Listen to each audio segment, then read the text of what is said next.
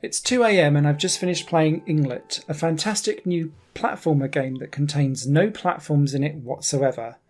It's a type of game that I think is really niche and pulls lots of different ideas into a melting pot together, stirs it around and creates this fantastic concoction that had me drawn transfixed into the game to the point where I played it through in one sitting and didn't even realise. These are the types of games that I truly cherish because I get to come onto this channel and say, this is a fantastic experience. I wholeheartedly recommend it. Go and buy and support this type of indie creation. And Inglet is a prime example of that kind of hidden gem of gaming. In Inglet, you play as this interesting kind of, the developer calls it a space dolphin. Reminds me very much of the character from Flow from that game company, if you've ever played that game before. But instead of going from platform to platform, you're kind of moving from weird shapes, almost like blobs of water or oxygen. And as soon as you leave the surfaces, you fall. And you just fall bottomlessly to like the endless sky. And then you'll respawn back wherever you last saved your own checkpoint. And I'll come to that idea in a minute. The only thing that your character does have is the ability to boost. But boosting kind of gives causes and effects depending on what you're doing. There are kind of blue jagged lines that you can bounce on, but if you boost, you'll boost through it so you won't collect the bounce.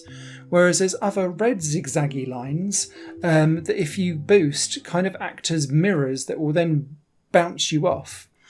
Whenever you kind of combine these together, it gives you more momentum, and so that enables you to get higher and further or longer, depending on what you're doing. All of these kind of fragments of world that you're flopping between are also interconnected by like train station zips, but they're like watercolour sprays that go around. And so when you see those, you kind of aim for it and flop into it, and then it will beautifully kind of zoom you off in different directions. And as Inglet kind of shows you its mechanics, it pulls them all together so that you are fluidly flopping, diving, dashing, bouncing like a water-based pinball machine is the best way that I can describe it. I did see someone on the Steam reviews actually called Kitu, who I think puts this really eloquently, so I'm going to steal their kind of thing, but it's Kitu on Steam, thank you very much. And it basically says, have you ever tried the sections in a platformer where you jump between blobs of water, such as Donkey Kong and Mario and Yoshi's Island? Well, Inglet kind of takes that concept and makes a whole game out of it, but I'd argue that it's much more. There's two real high aesthetic things that make Inglet so engrossing to play, aside from the fantastic control scheme and the way how the levels are designed. The first one, obviously, is the graphics. I adore this kind of felt tip, hand-drawn aesthetic. They hired a artist to come in and basically create all of the parts and move it all together, and it just flows beautifully. And I love the way how they've put different like colour shading palettes on things. One's quite like musical and technical and feels like you're in a nightclub. Other ones are more like flowers blooming. Really beautifully done. The second kind of aesthetic that draws you in and makes it really engrossing is that as you move around, the soundtrack kind of interacts around you. Not like to the beat of everything. Think more like sound shapes, if you've ever played that game, where you could kind of move around to the beat and make your own kind of music and kind of embellishments to mini riffs as you go along. But actually you don't need to play to a beat with Inglet at all. It's all around just having, as you land on something, like a little pts, or as you kind of circle around a few different things, it will kind of do a doodle-doodle-doodle-doo, and it just gives you audible feedback when combined with the beauty of the graphics, just makes the game come alive. And I was super sucked in. The other really cool thing about Inglet is the way how it approaches difficulty.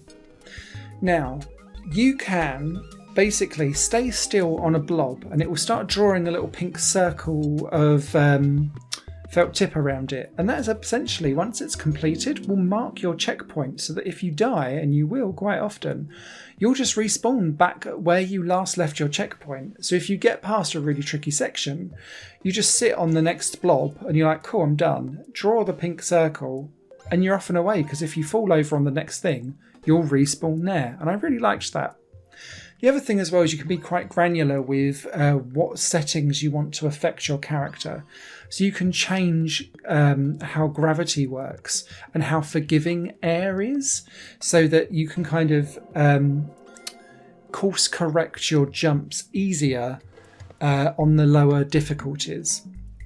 I myself went straight in for challenging because that was how it was set up. I didn't realise that was the hardest difficulty. But I found the game to be fluid and easy and simple to pick up and play.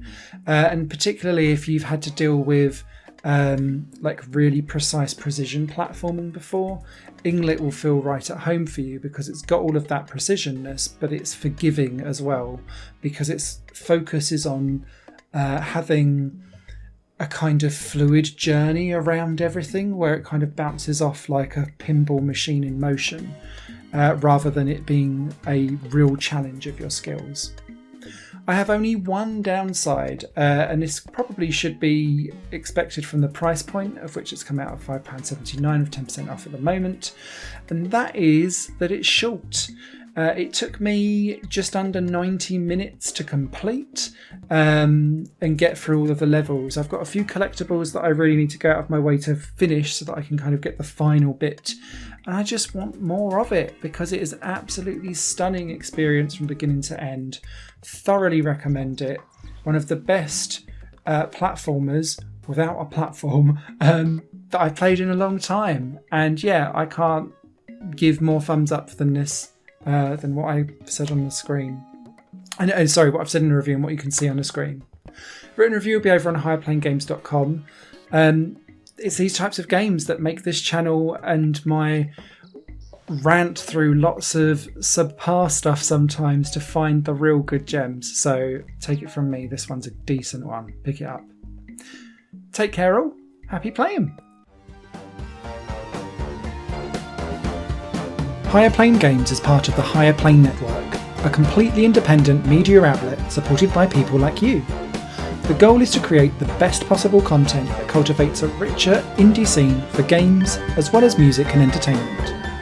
To find out more and to get involved, visit patreon.com/Higher Network. Your support makes all the difference, and in return you'll gain access to bonus content and downloads. Thank you for watching.